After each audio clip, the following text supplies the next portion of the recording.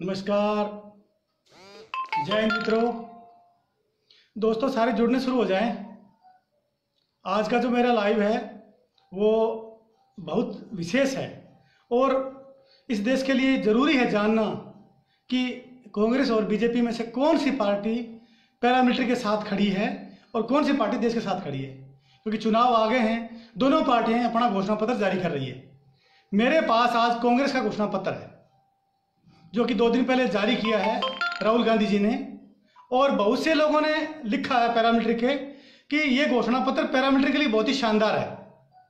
क्या सच में ही ये घोषणा पत्र पैरामिलिट्री के शानदार है? ये कांग्रेस पार्टी का घोषणा पत्र है, मैं आपको दिखा रहा हूँ। मैं इसको डाउनलोड करके आया हूँ ताकि मैं इस घोषणा पत्र की सच्चाई आपको बता सकूँ। क्या सच में कांग्रेस पैरामिलिट्री के साथ में है? क्या सच में कांग्रेस देश के साथ है? तो और क्या कांग्रेस जानती है कि पैरामिलिट्री क्या चीज है? तो मैं आपको इनके बारे में बताऊंगा। इनका एक क्लोज है सीमा सुरक्षा। सीमा सुरक्षा में जो चीज ये लिख रहे हैं, दोस्तों शेयर करते जाएं, दोस्तों शेयर करते जाएं। कांग्रेस के घोषणा पत्र में सीमा सुरक्षा में लिखा गया है, हम सीमा सुरक्षा बलों को बीएसएफ, आईटीबीपी और एआर की ताकत बढ़ाएंगे और उन्हें सीमा पार से आतंकी घुसपैठ तस्करी रोकने के लिए सीमा के नजदीक तैनात करेंगे। इनको यही पता नहीं है दोस्तों कि कितनी फोर्सें बॉर्डर पर तैनात है। कांग्रेस के घोषणा पत्र में मात्र 3 फोर्स का नाम है, बीएसएफ, असम राइफल और आईटीबीपी। कांग्रेस भूल गई कि एसएसबी नाम की फोर्स भी सीमा पर तैनात है, जो कि भारत नेपाल बॉर्डर पर 1751 किलोमीटर पर रक्षा करती है और भारत भूटान बॉर्डर पर 699 किलोमीटर पर रक्षा करती है। उसके बारे में इनके मैनिफेस्टो में कोई चर्चा नहीं है। भारतीय तटरक्षक बल, जिसको कोस्ट गार्ड बोलते हैं, कोस्ट गार्ड के बारे में कोई जानकारी इस मैनिफेस्टो में नहीं है।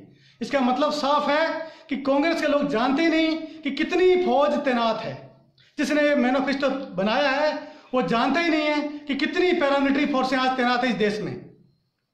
उसके बाद ये लोग आगे लिख रहे हैं कि हम सीएपीएफ कर्मियों और उनके परिवारों को शिक्षा, स्वास्थ्य और आवास की सुविधाओं में वृद्धि करके उन्हें सशस्त्र बलों की बराबरी में लाएंगे।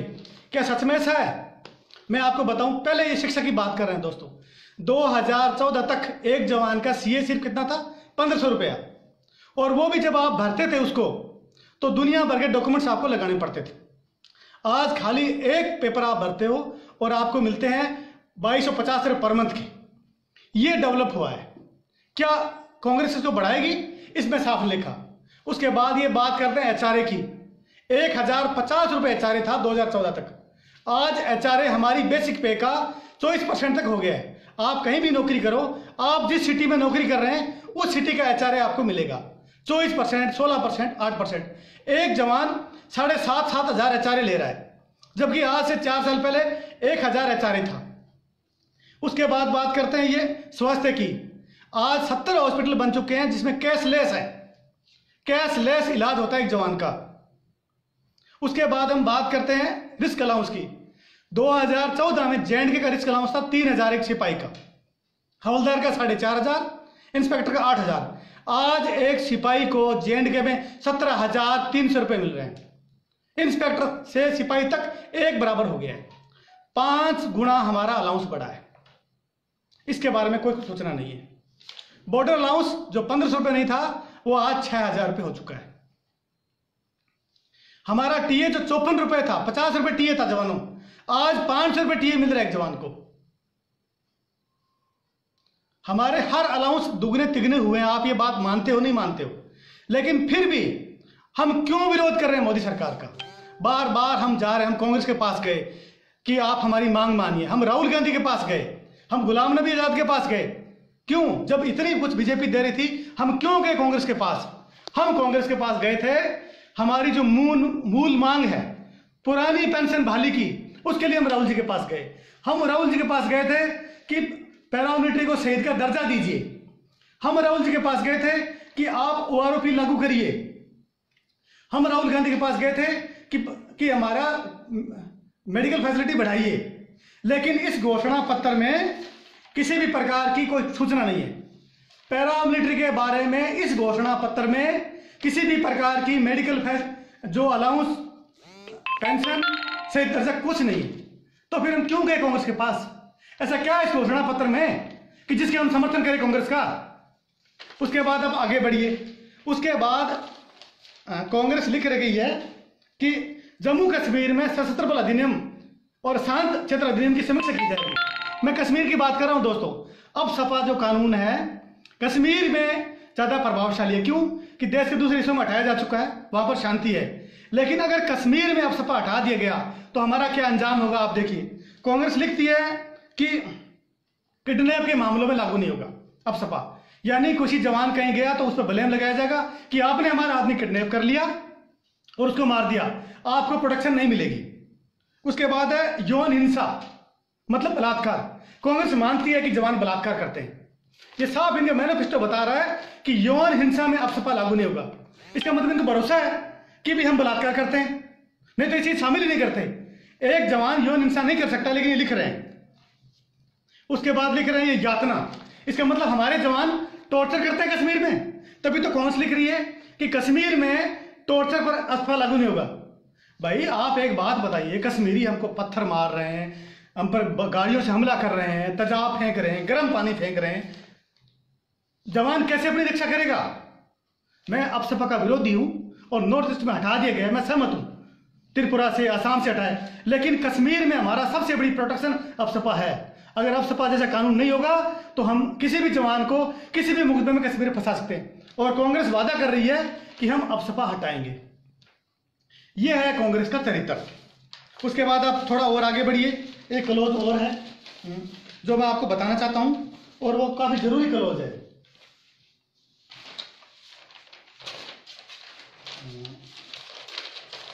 कांग्रेस ये लिख रही है कि जो कश्मीरी देश के दूसरे हिस्सों में जाते हैं उनका उत्पीड़न होता है, मॉब लिंचिंग होती है, उन पर हम रोक लगाएंगे।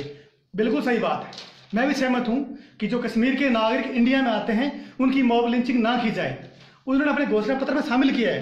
कितने केस हुए हैं कश्मीर पूरे देश में आप बताइए? 50 या 100 केस हुएंगे मॉब लिंचिंग के। लेकिन जो कश्मीरी पंडित 5 लाख कश्मीर से बेदखल कर दिए गए, उसके बारे में इस घोषणा पत्र में एक भी सवाल नहीं है। क्यों? ये पक्षपात क्यों? जो 5 लाख कश्मीरी पंडित भगा दिए गए कश्मीर से, उसके बारे में कांग्रेस के घोषणा पत्र में जगह क्यों नहीं है? आज 100 मामले हुए हैं कश्मीरी मुसलमानों के खिलाफ पूरे देश में मॉब लिंचिंग के, इसके अंदर लिख दिया। मैं सहमत हूं दोस्तों, मानवाधिकार सबका है और जीने का अधिकार है, लेकिन कश्मीरी पंडितों की बात क्यों नहीं इसमें? 1971 में आजाद कश्मीर, या जिसको कि पाकिस्तान अधिकृत कश्मीर बोलते हैं, उससे 2 लाख भारतीय हिंदू कश्मीर में आए। आज भी उन लोगों को वोट का अधिकार नहीं है। वो लोग कश्मीर में विधानसभा में वोट नहीं डाल सकते। लोकसभा का वोट कर सकते हैं, लेकिन विधानसभा में वो लोग वोट नहीं कर सकते। कश्मीर में वो लोग कोई प्रॉपर्टी नहीं खरीद सकते। इस घोषणा पत्र में कोई जिक्र नहीं है। क्यों? ये पक्षपात और ये भेदभाव क्यों? इस बात पर मैं आज लाइव आया हूं। लोग बोल रहे हैं कि जी पैरामिलिट्री के लिए किया है इन्होंने, कांग्रेस ने, अच्छी बात है, लेकिन क्या किया है? इस घोषणा पत्र में पैरामिलिट्री के लिए नई चीज क्या है मुझे बताई जाए। क्या इसमें पेंशन का वादा है? नहीं है। क्या इसमें शहीद के दर्जे का वादा है? नहीं है। क्या इसमें ORP का वादा है? नहीं है। तो फिर कांग्रेस का इसमें वादा क्या है? जब हमें अलाउंस हमारे डबल हो गए, जब हमें हर चीज मिल रही है, हम डिब्बे की मांग करते थे कि हमें आर्मी के बराबर डिब्बा दिया जाए। आज बीकानेर से अवध असम एक्सप्रेस चलती है, उसमें आर्मी के जवान के लिए जनरल डब्बा है, लेकिन पैरामिलिट्री के लिए AC 3 टायर डिब्बा है। 50 ट्रेनें देश में जिसमें पैरामिलिट्री को AC 3 टायर दिया गया है। ये किसने दिया साहब?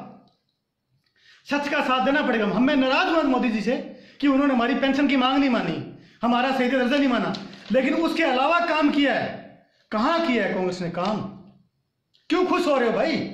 हम तो गए थे ना उनके दरवाजे पर, राहुल के पास गए, गुलाम नबी के पास गए, मांग मानी। उल्टी का एक पक्षपात का बिल्कुल वो है ये कि जो किसने बनाया घोषणा पत्र? मुझे डाउट होता है इस पर कि किसी अलगाववादी ने बनाया है। अलगाववादियों के लिए तो सब कुछ चीज इसमें हाजिर है। अब सपा हटा दो, कश्मीर से सेना कम कर दो, कश्मीर से फोर्स कम कर दो। अरे अब जब काबू नहीं आ रहे, वहां फोर्स कम कर दो, कैसे काबू आ जाएंगे? आप किसके साथ हो? अगर देश नहीं रहेगा तो फिर हमारा वेलफेयर किस काम का? किस काम की हमारी लड़ाई? आप कश्मीर आजाद करवा दो और सब कुछ ले लो। बड़े तालियां पीट रहे थे कि जी पहली बार पैरामिलिट्री का नाम आया। क्या नाम आया यार? इनको तो पूरी फौज का ही पता नहीं है कि पैरामिलिट्री में फौज कितनी है पूरी, और आप बात कर रहे हो कि नाम आया। मेरे पास 29 पेज है, आप चाहो जो भी जवान मांगेगा मैं उसको अपना पीडीएफ भेज दूंगा। अगर पैरामिलिट्री के फायदे कोई बात है तो आप मुझे बताओ कि सर ये फायदे की बात है। जनाब कोई फायदे की बात नहीं है। इसलिए मेरी तरफ से ये घोषणा पत्र एक नकली देश तोड़ने वाला चीज है, और इसका जो अंजाम करने वाला हूं वो मैं आपके सामने करूंगा। ये घोषणा पत्र ये श्रीमान राहुल गांधी जी हैं, आप देख रहे हैं इनकी फोटो फ्रंट पेज में लाया हूं निकाल के, आप देख लीजिए। और इस घोषणा पत्र को मैं जलाने जा रहा हूं। मैं कांग्रेस का घोषणा पत्र जीरो साबित करके और फाड़ के जलाने जा रहा हूं। और मैं अनुरोध करता हूं पूरे देश की जनता से कि इस घोषणा पत्र को फाड़ के और जला दिया जाए। ये किसी लायक घोषणा पत्र नहीं है कांग्रेस का, इसलिए मैं इसकी होली जला रहा हूं। आप देख ये अंजाम कर रहा हूं मैं कांग्रेस के घोषणा पत्र का। जिसको कोई ऐतराज है, एक जवान आज कांग्रेस का घोषणा पत्र जला रहा है, लेकिन फिर भी मैं पीएम मोदी साहब से अनुरोध करूंगा कि जनाब आप हमारी मांगे मानिए, आप हमें पेंशन दीजिए, आप हमारी ओआरपी दीजिए, शहीद का दर्जा दीजिए। नहीं तो सर जो अंजाम इनका कर रहे हैं वही कांग्रेस के बीजेपी घोषणा पत्र का भी होगा। तो दोस्तों अगर आप मेरे से सहमत हैं, आपको लगता है कि मैंने सही किया, तो आप कमेंट करें। अगर आपको लगता है कि मैं सही हूं तो आप कमेंट करें, मेरा साथ दें, इसको शेयर करें, ताकि पूरा देश जाने कि ये झूठ का पुलिंदा और देश तोड़ने वाला घोषणा पत्र सिर्फ और सिर्फ जलाने के लायक है। उम्मीद है आप इस जवान का साथ देंगे। जय हिंद, जय भारत, वंदे मातरम।